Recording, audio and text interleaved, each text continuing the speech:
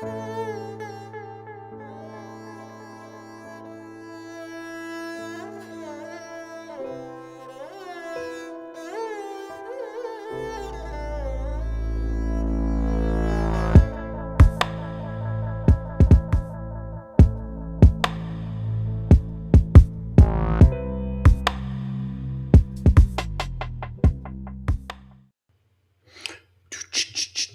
haven't heard that in a while, so it's nice to hear it. Welcome, everyone. Happy to have you guys here with us, those that are listening live and those that will be listening to this in some time in the future. I was actually just on the phone with someone or a potential client, and we were just talking about life. And it also happened that she was an immigrant as well. So we were kind of talking about this whole fiercely independent, making stuff happen all on our own, and how we hustle and how we give to everyone, but we never give to ourselves, and we have to do everything on our own. And I was like, oh, that all sounds oddly familiar. Vaguely familiar. Yeah, guys cracking up as I'm describing this. He's like, yep, know that one. I was basically saying, we built our entire business and our entire lives off of that. And while it's incredible, truly, I don't want to take anything away from it. Having an ability to be fiercely independent is wonderful. And we get shit done. There's no two ways around it. There's also a shadow side to it. And it took Guy and I a long time to first even notice that was a pattern that had a shadow. That took many years to get to that place. And then even once we knew it and understood that was something that was driving us, then actually became the real work. Noticing it was cool. I notice it, but try to stop a bullet train at full speed and redirect it to go some other direction. That was a whole other thing. And so that's kind of what we want to talk about today, is a little bit about that process. And I'll just start by saying this, most humans, when we ask, and most everyone, I would say 99+% of people that do personal development, enter specifically our ethos of Satori Prime, whenever we ask, is it easier for you to give than receive? Without question, more than 99% of the time, people always raise their hand and say that it's so much easier to give than it is to receive. Sure. And what I was sharing with this woman today was that it took me a long time to realize how much receiving support is tied into basically everything that we want in life. If you want love, learn to receive support. If you want health, learn to receive support. If you want more money, learn to receive support. And when I say learn to receive support, you might be thinking, well, how do I go do that? Tell me the book and I will go read. So someone tells me how I can receive support. And I'm going to tell you, since I've tried that, it's not going to get you there. It will give you a map into what receiving support looks like, but it won't give you the experience of receiving support. So I want you to imagine that there are pathways in our system, right?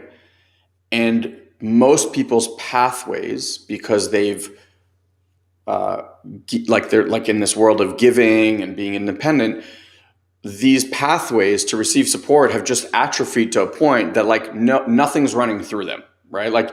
Your system can't even find where they are at this moment. And what happened was it took us learning to open these pathways back up in order to even see support. Support in the form of money, health, or love could be, or opportunities could be literally right in front of your face, but because you don't have the ability to receive, like you don't have like the neurons that can process it and receive it, you won't see it. And then you actually kind of fall into this world of no one's ever there for me. I always give and give and give. No one ever gives to me. I'm always on my own, like all of these things, because now you need a justification and a story for why. And the truth of it is, yes, that could be the reality.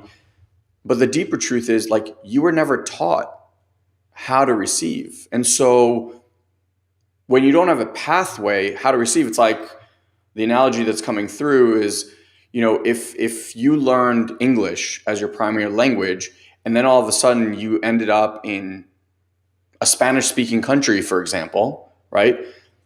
They're speaking words, but because you don't have any pathways to receive those words and actually know what the hell it is, to you, it's just a bunch of sounds.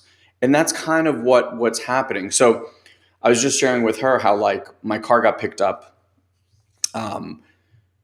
yesterday, and Fanny, actually my wife, had to go to work today, and so we need to get the kids to camp and back and all this stuff. And like, it occurred to me yesterday, I was like, oh shit, like I don't have a car to take them anywhere. Like, I don't, what are we doing? Like, it just hit, like, we're so used to having two cars. And my neighbor was like, just take my car. And I want you to know that for a long time, if that was given to me, and I think you had just posted from someone that said it's very hard for me to feel like I deserve it, my initial reaction would be like, that is too nice of an offer. I can't accept it, right? Like, it's like too nice. Again, like the filter, right? Can't receive, can't receive, can't receive. So now this is just the stuff that happens all around me. Like, this is just how supported I am by the universe, by friends, by neighbors, by clients, by people on our team and coaches. Like, the life experience when you open up the pathways to support is so drastically different. And that's what I just wanted to kind of start to bring in through today. And I know, Guy, that you've obviously been through a similar experience. So yeah, I'll just leave it at that and let you go from there. Not really sure where I want to take that, but I've got a little echo, by the way. I'm not sure why. From me? Yeah, from you. Oh, let me turn off that high. Try now. Yeah. How's that? No, I'm still getting echo. That's Just strange. Just mute for the time being then. Okay. Yeah, I was just going to say, like, for me, I go through, I've been doing a lot of titrating and modulating, like I feel like I'm very sensitive. That's just the reality. And I have long since seen my ability to manifest both good and very bad things in my life. And so part of me has, like, I'm being, like, brutally honest here, like this, like a fear of going into negativity, which never helps at all with exiting negativity or bad thoughts, or, hey, it's not going to work out, or hopelessness, or all the, different things that arise in human beings. And like, I'm always working on projects. I'm a very busy bee, like I could probably use a little step back from that. And so I get very excited about the work that I do and projects that I undertake. And then, of course, there's all these visions of grandeur of what's going to happen with them. And like everybody else, regardless of all the training, don't put expectations on things. Like, you find yourself in these pathways where it's like there was an expectation, and it's almost like you didn't even know the expectation was there until the expectation wasn't met. That's usually when you figure it out. So I've seen these, like, what I have seen is much longer stretches of periods of time, like doing the energetic type of work that we do, where my system is really open, things are really, really fluid, and I call these like the Midas touch periods of time, where it's like, for like 3, 4, 5, 6 months, it's like I could do no wrong. Every idea I have, everywhere I put my hand, it's like everything seems to really work, and that gets a ton of momentum. And it's so interesting, it's like how, like, celebrities, like when somebody becomes famous, They have all this wealth, all this prestige, all this money. They can get into everything, but then like people just send them a whole bunch of shit for free to Yeah. like market it, right? Is that, Which by the way, did the echo disappear? yeah, it's better now. Okay, cool. So, so yeah, you know, like they have these garages full of like free shit, and you're like, this is the last person in the world that needs all this free shit. Like, who really needs free shit is like, you know, that guy in the street that is screaming at himself, you know, and all this kind of stuff just to support people. And it's so this kind of ironic thing about how energy is. It's like you know, it's like you're in these great states and it has a lot of momentum and everything gets really easy. Some disappointment kind of kicks in, system closes, and then that gets momentum. And the real trick of it, so to speak, is like how do we turn the tide of that momentum back in the other direction so that we can start flowing with things versus feeling like I have to work so hard again to make something happen versus kind of what Elon's pointing to. So I'm just curious for you, how does that temperament work? Like when you're titrating, things aren't quite working out, there's disappointment, and you're trying to get yourself back into this heightened state of like receiving an opening. Like what does that look like for you? Wise man once told me that there's no going back. Guy's chuckling because he's the wise man. The wise man. No, but seriously, like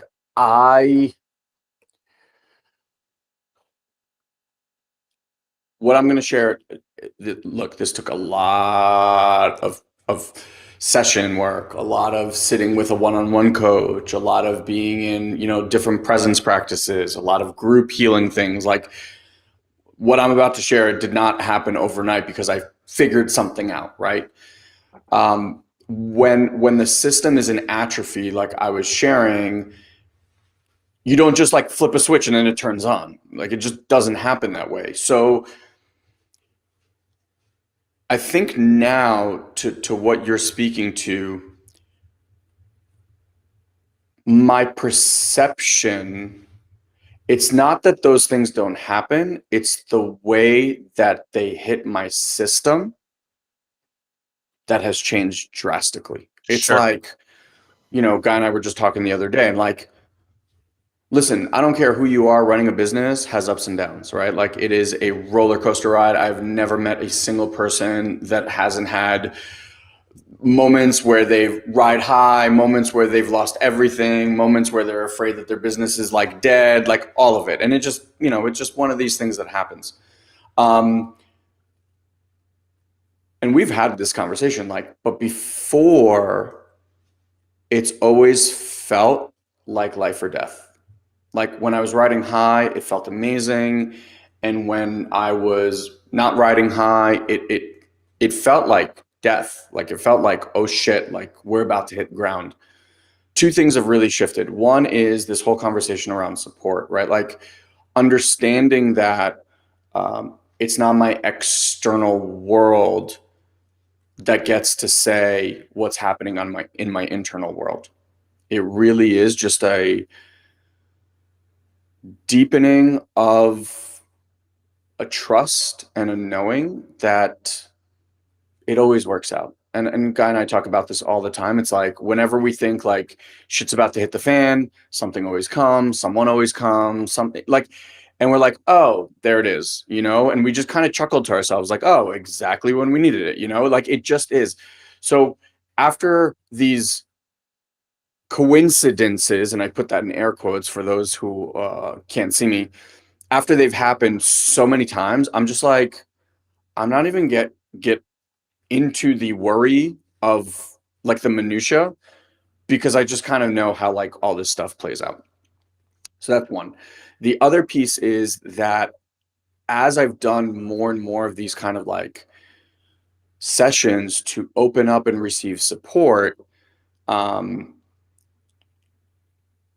it's almost like this well of goodness and safety and support and peace and love. Hey, Mikey. Worst case, you die, and that's okay. Yeah, exactly. You just come back, right? We get to do it all over again. But what's happened is it's like this well of safety and support and well-being that just starts to build. And it's like I call it like this saucer that almost like lives kind of in this lower area. And it's this pool of just good energy and peace and serenity and ease. And where I used to go out to try to fix my environment to make my inside feel good. And it was like, okay, I got to move this over here and this over here, and I got to make this and this happen. Like all this stuff. That's, the doer inside, right? That fiercely independent one wants to do that for you because it wants to make you feel good. Now, as all this stuff happens, this sounds weird as I say it, but I can literally like drop in and live in this pool of well-being and peace and ease. Mm. And when I'm there, like when I'm fully there, it's almost like regardless of what is happening outside, it it's not that I'm impervious to it, obviously, because like I'm living life, right? Like we got responsibilities. I'm moving houses. I'm like, there's like a lot of stuff that I'm dealing with, but it doesn't hit me in the same way where I feel like someone like punched me and derailed me and moved me.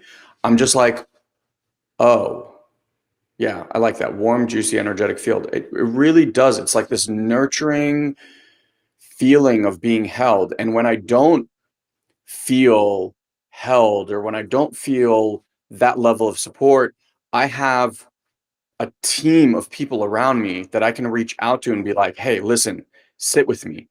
And I can use, that sounds wrong, use, but I can Template. feel and Template. template their Mhm. system to actually allow my system to kind of find its way back home, if you will. And when it's back home, it's like from that place, I'm going to have better input about what actions to take, uh, who to talk to, what to do. But, Guy says this great line all the time. It's like, it's not about the action you take, it is about the energy behind the action. And if the energy behind the action is, I'm freaking out, I'm, I don't feel safe, like the world is ending, et cetera, et cetera. And then you take actions from there. What I have found, and I'm sure what you guys listening have found also, is you're going to create more events that give you that reality over and over and over again. And the only way out of it is to first find that place of safety and support and have that energy drive some sort of action. And that's the only way I've found, like I was talking about that bullet train going a million miles an hour and you're trying to redirect it. Like that's how you redirect it. Because if you're trying to redirect it outside of self, it's an impossible thing to move. But it's the dropping in and like actually stopping trying to drive this thing and going like, okay, from zero, now where do we go? And it's very, very different action. I think that the truth is most of us are looking for external evidence. I'm getting that echo again, by the way. Strange. Yeah. Most of us are looking for that external evidence to provide us with the proof so that we can feel safe. But what I find is like the evidence comes fairly regularly, right? Like we were just saying, like these events happen, these coincidences, these incidences happen, and they provide you with evidence to say like, hey, look, we're right here. We're right here. We got you. Like you're not gonna fall.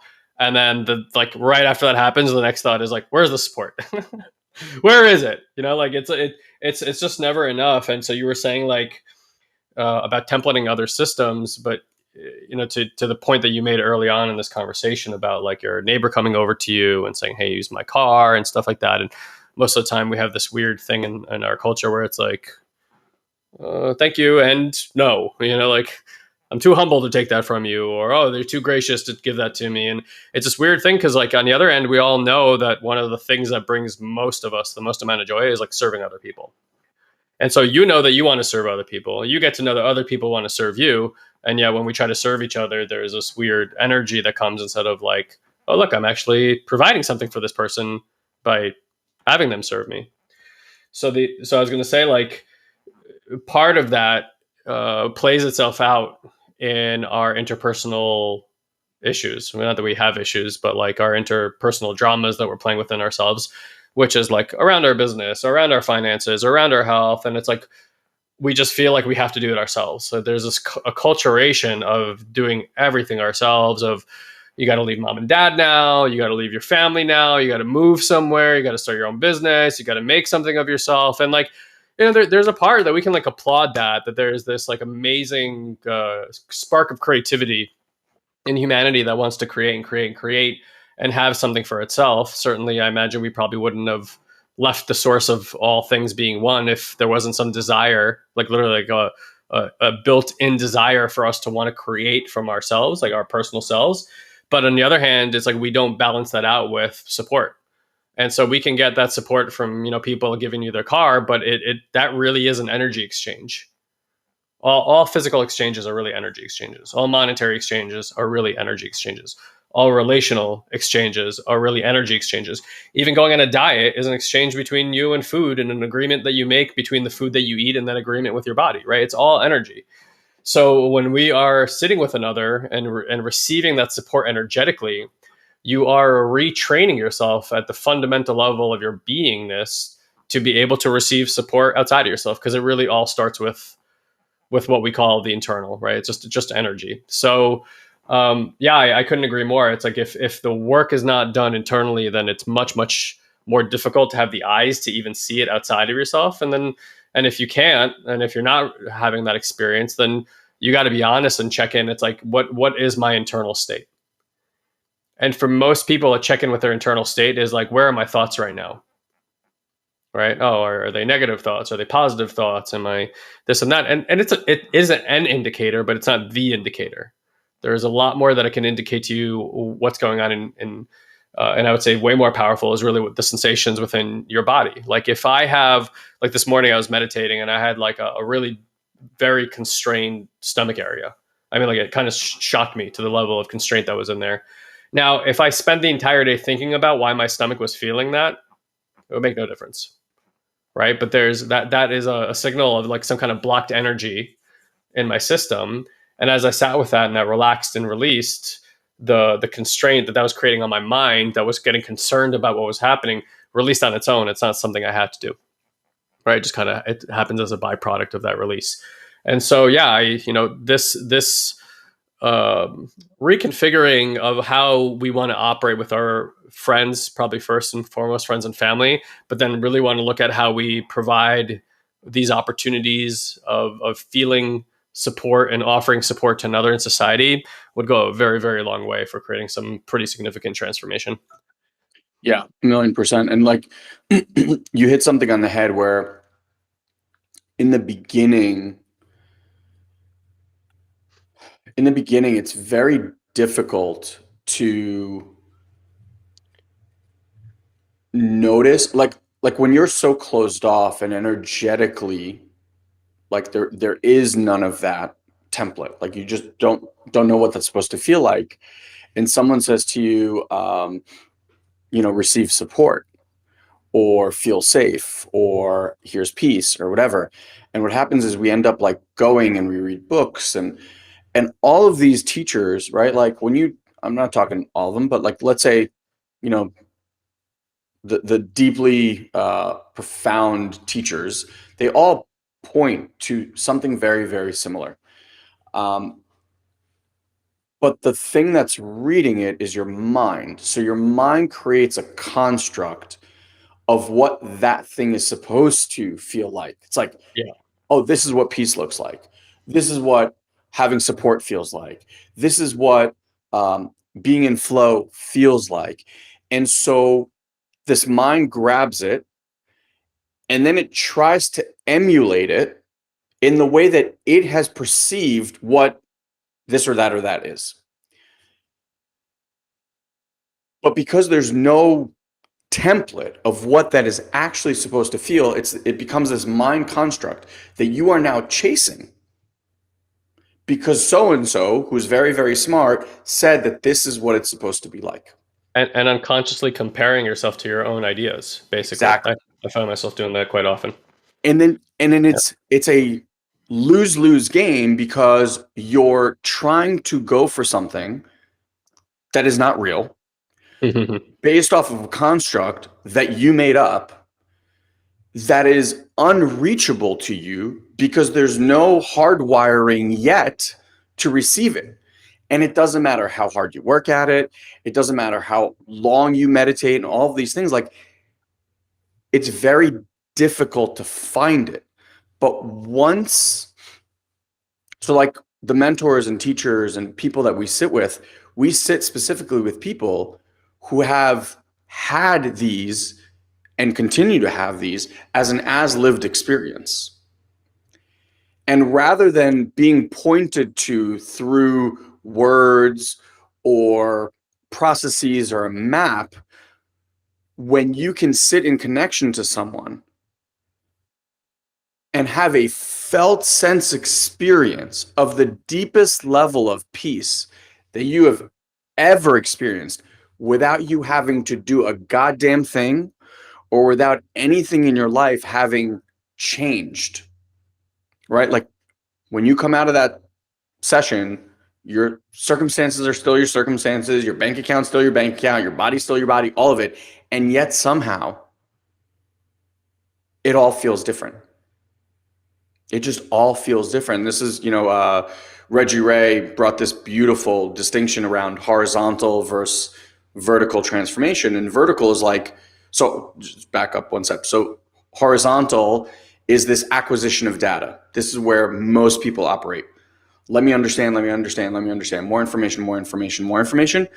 And it helps, but it just keeps leading to wanting to acquire more information because you get the information, it makes a blip of emotion, and you're like, okay, that information wasn't enough, let me get more information, and you just keep chasing. Whereas vertical is felt. It's a felt sense experience. It's not something that can be undone. Like, once you have that felt sense experience, that is yours forever. And you don't have to explain it to someone. You don't have to figure it out. It's just like, it's done. And one of our mentors told us that when you're in these felt sense experiences, the first thing the mind will always do is it will always ask, okay, how do we get there again? Right? Like, it's immediately looking for the process. And as soon as you do that, you take yourself out of the experience. And so what she said, and I loved, she goes, when you're in these glimpses, we call them, awareness, like the part of you that is in the experience is actually teaching itself, and there's nothing for you to do. It's almost like this anchored felt marker that now awareness knows how to get back to without you having to do anything. Now, the getting back to can take time of being in these states, and it gets easier and easier to like drop into these places where at first it might feel clunky and you might get there once every so often and the glimpse is short and to get there is long. It all kind of changes where you can drop in there faster, the glimpses get longer, and you get to sustain this sensation and the experience of life. And Guy was saying before, like, if you're in an energetic frequency of that, like Midas touch that he was talking about, if you're in that place and you know how to get back to that place time and time again, then you keep getting to create from that energetic fingerprint, if you will. And honestly, that's been the most important practice that I have on a daily basis. It's like, what are daily habits that even if I don't understand what the fuck the habit does in the moment, I'm no longer attached to the end result in the moment. I'm more committed to a daily habitual practice that I know over time opens up my system, rewires it from the inside out to be able to receive more love, more support, more peace, more ease, more flow, all of it. And I don't get bogged by like, oh, what is this doing? Am I doing this right? Is this what it's supposed to feel like? I don't know. Blah, blah, blah. I'm just like, okay, I'm just going to keep doing these practices because I know, like, I've seen it time over time, you do them, you do them, you do them, the results just show. You just start feeling different. Yeah, this is going to sound very paradoxical, but it's like you do the practices regardless of your circumstances. So even if your circumstances are totally shit, you do the practice. And if you do the practice and the intention is to only to resolve that circumstance, then the practice doesn't really do anything. It's almost like you have to do the practice without any expectation that it's going to resolve the circumstance so that it can resolve the circumstance. That's the ironic part. Yeah. Because how you think things are supposed to go in terms of resolution for you and the time that you think they're supposed to happen and the way that they're supposed to happen, that's all that like, hey, I'm going to build this idea and then start comparing myself to this idea, right, over and over again. And that actually keeps you in the lower frequency. That's right. Because you're in your own reenactment. You're literally building an identity character out here that you can't become, and then constantly putting yourself in your own melodrama, reenacting your own trauma within yourself, and then you play that out in the world too. But like on the moment by moment, that's kind of how it looks. And even as I speak this, I'm noticing like where I'm doing that in my life right now, right? I'm giving myself a little therapy right now. So again, just to kind of reiterate, it's like the energetic practices are about cultivating safety in the system, energetic fluidity, opening the system to receiving, because most people's systems are pretty clenched tight and closed down. And so like you're really getting a trickle instead of getting a waterfall of flow. So again, like doing these practices, the ones that we offer inside of our Facebook group, if you need those resources, let us know. And also at our events. So if you are interested, at the taping of this event, we have an event coming up, but we kind of always have an event coming up. So if you go over to like Intuitive Mind, imticket.live in your URL bar, that will take you over to a checkout page for our event. Or if you want to check out the what we actually do at the event, it's a bunch of philosophies, but even more important, a direct experience practices in order to give yourself the gift of starting to experience what these energies can do for people, and how it is that it shifts people into higher states of consciousness, how it helps with transformation, how it assists with healing aspects, not just learning how to manage it through new identities and success habits, stuff like that. So you can go to intuitivemind.live to get all the details on that as well. That's it, guys. Like, we're about the super special, amazing Summer Blast offer. So if you're listening to this, probably at the time that we released it or recording, we're doing a really special thing. It's generally speaking, we sell our event tickets at around $400. This is the first event. We've lowered it down to $97. We're doing a hashtag Summer Bash here, and we just want to have like an awesome, huge event with a bunch of you guys and really introduce you to this work. And then, of course, we understand that what we're talking about here is esoteric in nature and has to be directly experienced. We do our best. Other teachers do our best to point at it and give you like an understanding of it. But the reality is understanding it really makes little to no difference or add value to your life. It just sounds smart. We really are more interested in you engaging with it directly, seeing how it works for you, noticing the things in your life can change very rapidly and shift into some really incredible states in ways that we see with our clients all the time. Like it constantly blows our mind and drops our jaw, like where somebody can go in just a few months from like being totally numb and feeling unsafe in this world, having all these experiences and circumstances that reflect that unsafety. And then there's just something flips in the system and all their circumstances start aligning to that new energy frequency. And that's really what manifestation is about. It's really not about you understanding how to manifest. It's about understanding that what you're manifesting is correlated to the energy in your body.